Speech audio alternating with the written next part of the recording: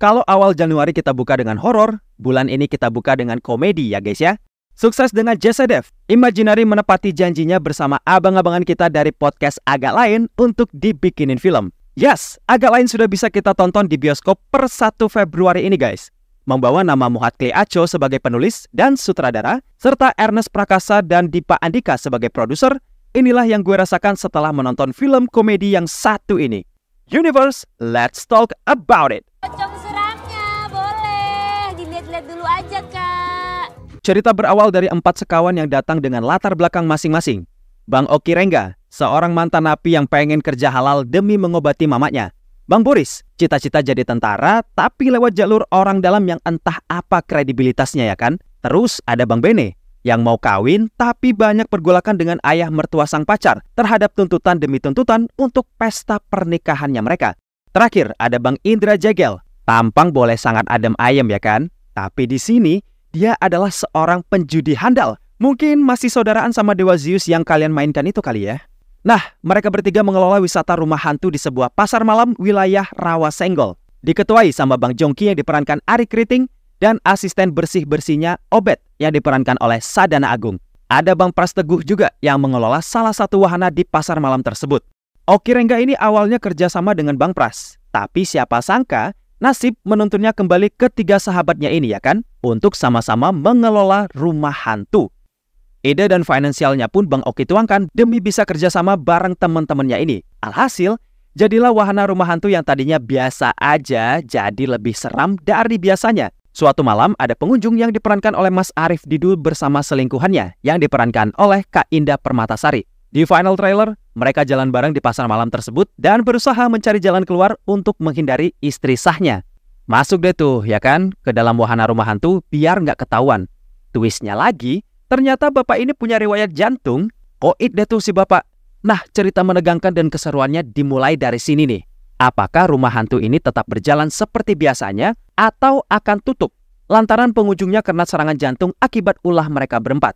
Jawabannya bisa kamu temukan di bioskop sekarang, dan saran dari gue amankan tiketnya secepat mungkin ya. Karena di wilayahku, alhamdulillah tempat duduknya berisi semua tanpa terkecuali. Tahu dia ada sakit jantung, kau suruh masuk sini. Ya kenapa ditakut-takutin? Sesuai judulnya, film ini memang agak lain ku tengok. Dia punya banyak subgenre dalam filmnya dan kesemuanya dikemas dengan sangat bagus. Masih awal tahun loh padahal. Tapi selepas dari sini, film ini bisa gue masukin ke dalam top 10 film Indonesia terbaik di tahun ini. Ada banyak elemen menarik dan seru untuk dibahas soal film ini dan gimana konflik ini dalam filmnya diselesaikan. Mari kita mulai. Film ini digawangi lagi oleh Bang Aco yang kemarin sukses banget sama karyanya terdahulu. Kayak Gara-Gara Warisan, terus ada Ghostwriter 2, lalu ada series Induk Gajah yang kemarin rilis di Prime Video, dan di series Cek Toko Sebelah. Selain member dari podcast Agak Lain, film ini juga diramaikan oleh komika Indonesia yang udah terkenal semuanya. Dari semua karakter yang diceritakan, Bang Aco literally memanfaatkan mereka dengan sangat baik guys. Gak ada karakter intinya yang selesai dengan cara yang biasa aja, dan ini yang gue suka dari cara penyutradaraannya. Semua karakter dihabiskan dengan ceritanya masing-masing dan terdevelop dengan bagus. Film komedi ini juga punya kemasan cerita yang simple tapi berkelas dalam genre-nya. Gak harus memasukkan unsur cerita yang sedikit berat agar bisa membuat komedi yang diterima masyarakat. Tapi, apa yang coba mereka tawarkan, ajaibnya bisa nyampe ke semua kalangan. Satu studio tempatku menonton, gak ada yang hening satupun. Semuanya ketawa puas, karena cerita yang ditulis oleh Bang Aco itu sangat dekat dengan para penonton. Terus, juga situasi pasar malam yang meriah, dan bahkan hampir ditinggalkan oleh anak-anak muda soal beginian. Sisi komedi yang mereka tonjolkan itu mantap betul rasanya. Gak ada hal-hal yang dipaksakan dalam cara mereka berkomedi. Dan ada unsur satir yang deket juga sama kita yang nonton.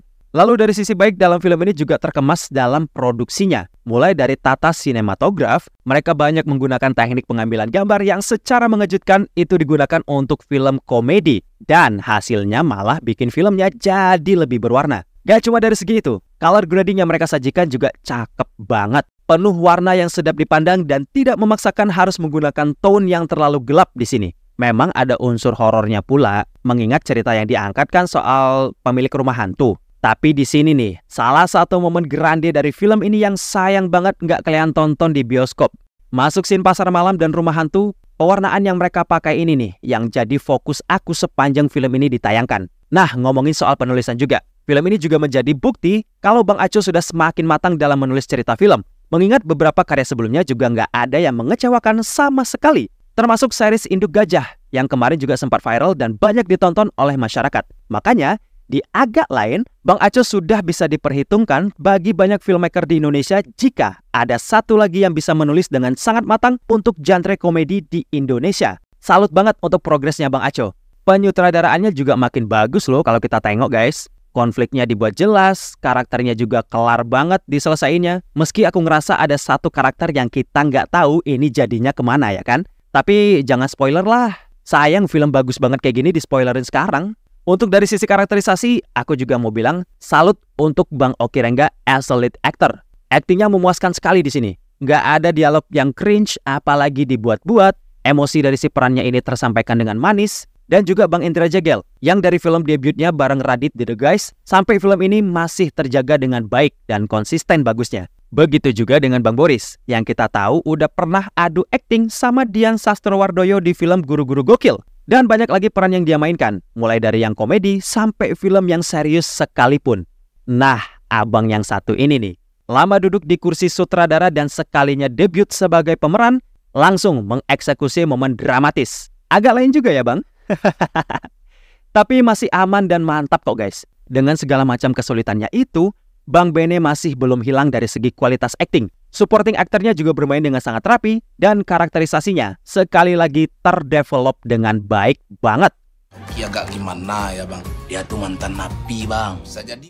Overall, meskipun baru awal tahun, tapi film ini boleh gue masukkan sebagai salah satu dari top 10 film terbaik di 2024 untuk kategori film Indonesia. Yes, film ini punya komposisi komedi yang pas, pecah semuanya, dan gak ada yang dicoba sajikan dengan gaya yang berat, apalagi film ini punya sentilan yang sangat dekat dengan kalian para penonton. Tata sinema dan sinematografinya cantik, terus developing karakternya juga dibuat seabis-abisnya film ini, serta tema yang diangkat juga nyatu sama kesehariannya kita. Apalagi yang kalian tunggu? Masih ragu kah mau nonton film ini? Ayo sama-sama buang keraguan kalian dengan datengin bioskopnya dan tonton agak lain sampai selesai ya pasukan. Terima kasih yang sudah menonton pembahasan kali ini.